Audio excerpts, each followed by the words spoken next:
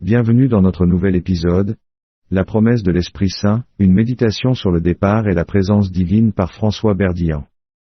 Évangile selon Saint Jean chapitre 16.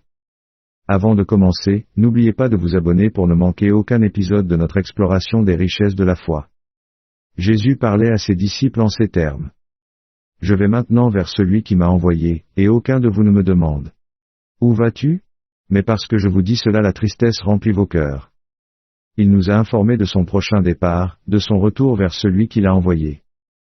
Comme les disciples, nous pouvons parfois ressentir une certaine mélancolie lorsque nous avons l'impression qu'il est absent de nos vies.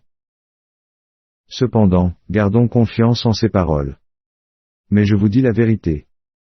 Il vaut mieux pour vous que je parte, car si je n'y vais pas, le défenseur ne viendra pas vers vous? Mais si je pars, je vous l'enverrai. Son départ n'était que temporaire, nécessaire pour qu'il puisse nous envoyer le don promis, l'Esprit Saint, également appelé celui qui est annoncé. L'Esprit Saint est toujours à nos côtés. Son rôle est crucial pour chacun d'entre nous. C'est lui qui révélera au monde sa culpabilité en matière de faute.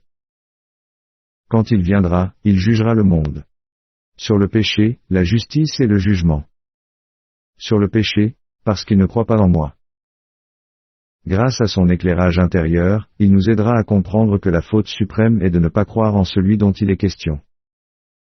Mais l'Esprit nous guidera également vers la justice véritable, celle qui découle du sacrifice. De la justice.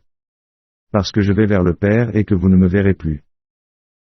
En quittant ce monde, celui dont il est question est retourné auprès du Père, ayant accompli parfaitement l'œuvre de la rédemption.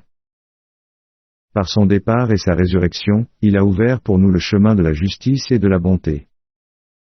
Puissions-nous, éclairés par l'Esprit Saint, suivre ce chemin et refléter la justice dans nos vies. Enfin, celui qui est annoncé révélera la réalité du jugement. Du jugement. Car le prince de ce monde est déjà jugé.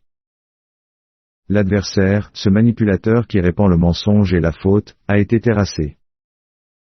Son règne de ténèbres prend fin, car la lumière a brillé sur le monde.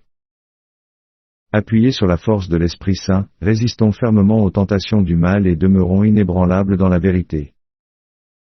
Gardons à l'esprit les paroles réconfortantes.